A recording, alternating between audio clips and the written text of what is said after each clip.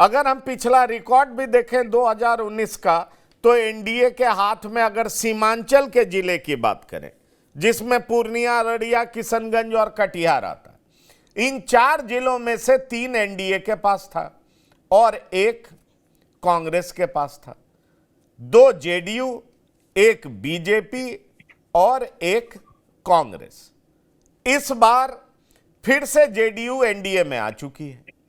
सवाल यह है कि इस बार ज्यादा मजबूत तरीके से असदुद्दीन ओवैसी सीमांचल में तो लड़ना चाहते हैं, क्योंकि सीमांचल में कहा जाता है असम और बंगाल से सटा हुआ बॉर्डर है, 40 से 70% आबादी मुसलमानों की है। पर अनुपम जी, मैं आपसे एक सवाल पूछना चाहता हूं। असदुद्दीन ओवैसी बंगाल में भी तो ट्राई करने गए थे।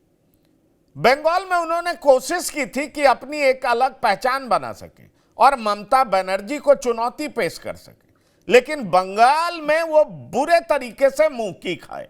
ऐसे में सवाल उठता है कि जब उनको वोट कटुआ की संज्ञा दी जाती है, उन्हें यह माना जाता है, अगर कुछ लोग इस तरह का आरोप लगाते हैं कि बीजेपी की बी टीम है, तो क्या आपको लगता है कि इन इलाकों में मुसलमान इन पर भरोसा जता सकेंगे, खास तौर पर तब जब राजनीति या तो प्रो मोदी होगी या एंटी मोदी होगी?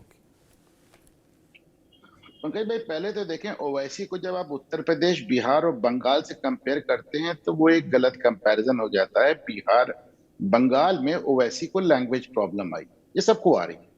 बिहारी मुसलमान को एड्रेस करने में जो उनका अपना हैदराबादी हिंदी का अंदाज है, वो बिहार में चल जाता है, उत्तर प्रदेश पे चल जाता है, महाराष्ट्र में चल जाता है, लेकिन बंगाल में उनको ये लैंग्वेज प्रॉब्लम आई। इसको उन्होंने खुद भी स्वीकारा कि अच्छा देखिए, असदुद्दीन ओवैसी बहुत एक बात कहा करते थे, मैं उनके एक इंटरव्यू में कह रहे थे कि साहब, जब मैं यूपी जाता हूँ, बिहार जाता हूँ, तो जो नौजवान मुसलमान है मेरे पास आके बैठता है, साहब हमें आपसे अच्छा कोई नेता, आपसे अच्छा कोई कायद ही नहीं मिलता, हमें आपसे बेहतर कोई लगता ही नहीं हमसे, कि मुझे इतनी मोहब्बत देते हैं कि इतनी मोहब्बत मुझे हैदराबाद में नहीं मिलती। लेकिन जब मोहब्बत देते हैं तो साहब ये भी कहते थे, साहब हमसे वोटों की तवक्को मत रखिएगा, वोट हम आपको नहीं दे पाएंगे।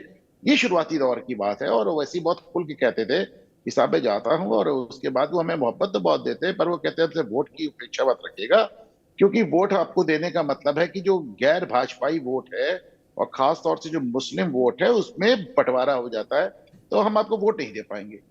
ओवैसी की तारीफ मैं सिर्फ इतनी करना चाहता हूं कि इतने स्पष्ट जवाब के बाद, इतने दो टूक जवाब के बाद, ओवैसी ने ना अपनी कोशिश बंद की, ना अपने दौरे बंद किए, ना जिस तरह से वो लोगों को अपने साथ जोड़ते। देखिए, ओवैसी का एक गेम प्लान था, वो आपको यूपी में भी सफल होता नजर आ रहा हो, बिहार में भी। कैसे 2014 के बाद से जिस तरह मुसलमान झोली भर भर के वोट दे रहा है ऑपोजिशन को, अब आप उत्तर प्रदेश के चुनाव देख ले, 2022 का अखिलेश यादव को 90-91% वोट मिला।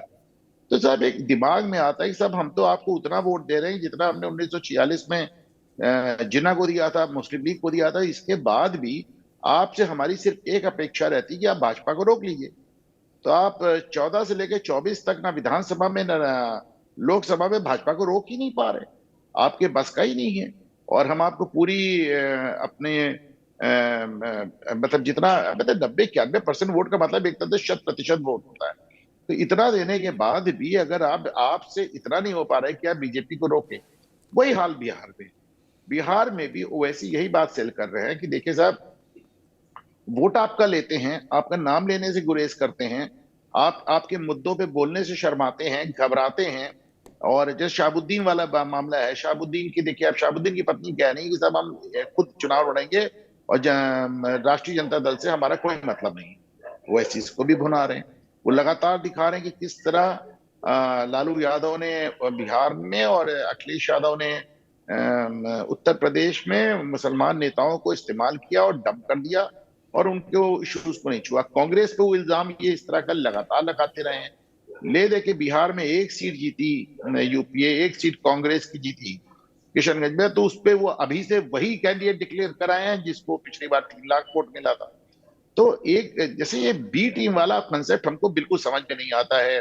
पंकज भाई, मैं बी टीम का कंसेप्ट मैंने जो सबसे पहले देखा कि उत्तर प्रदेश में 2 उपचुनाव हुए थे, एक हुआ था रामपुर में और एक हुआ था आजमगढ़ में। तो आजमगढ़ में बसपा को बी टीम ये कह के कहा गया कि साहब बसपा आपने गुड्डू जमाली को लड़ा दिया और आप बी टीम और देखे सपा हार गई। और रामपुर में उनसे कहा गया कि आपने रामपुर में कैंडिडेट नहीं खड़ा किया इसलिए सपा हार गई।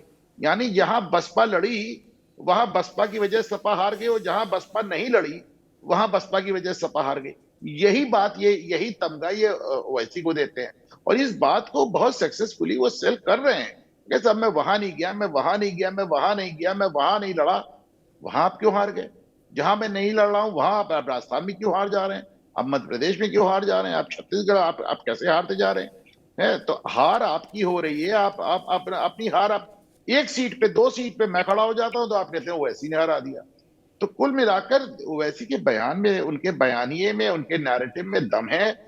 वो इस बात को बहुत 2 बातों को सक्सेसफुली मुस्लिम और खास तौर से मुस्लिम युवाओं को समझाने में सफल है। पहला ये कि वो जहां नहीं खड़े हैं वहां भी भाजपा जीत रही है इसलिए उनको दोष देना बेकार है। और दूसरा ये कि सेकुलरिज्म के नाम पे ये सो कॉल्ड सेकुलर पार्टी मुसलमानों के वोट ले रही हैं पर मुस्लिम मुद्दों पर बोलने में उन्हें संकोच होता है कि ऐसा ना हो हमारा हिंदू वोट कट जाए। और इस मामले में ओवैसी की वेशभूषा से लेके, उनके गेटअप से लेके, उनके अंदाज से लेके, उनकी बातों से लेके उसमें कहीं भी मैं मतलब इस्लाम और मुसलमान के अलावा कोई नजर नहीं आता। तो उनको समय जरूर लग रहा है पर जैसे उन्होंने 5-6 सीटें बिहार में जीत के सबको चौंकाया था। निकाय चुनाव अब उत्तर प्रदेश में देख लें, कई सीटों पे एमआईएम ने समाजवादी पार्टी को मात दे दिया। तो आप इसको मान के चलें कि ओवैसी को समय जरूर लगा है लेकिन हर चुनाव के साथ वो मुसलमानों को ये समझाने में सफल हो रहे हैं कि तुमने, वो हमेशा ये कहते हैं कि आपने 70 साल में एक मुसलमान को अपना नेता नहीं माना। आप नेहरू से लेके मुलायम सिंह तक हमेशा गैर मुस्लिम को अपना नेता बनाते रहे। तो कहते हैं एक बार एक मुस्लिम कायद को मौका दीजिए और कम से कम युवा वर्ग में मैं उनके बयान की एक्सेप्टेंस देख रहा हूं पंकज भाई।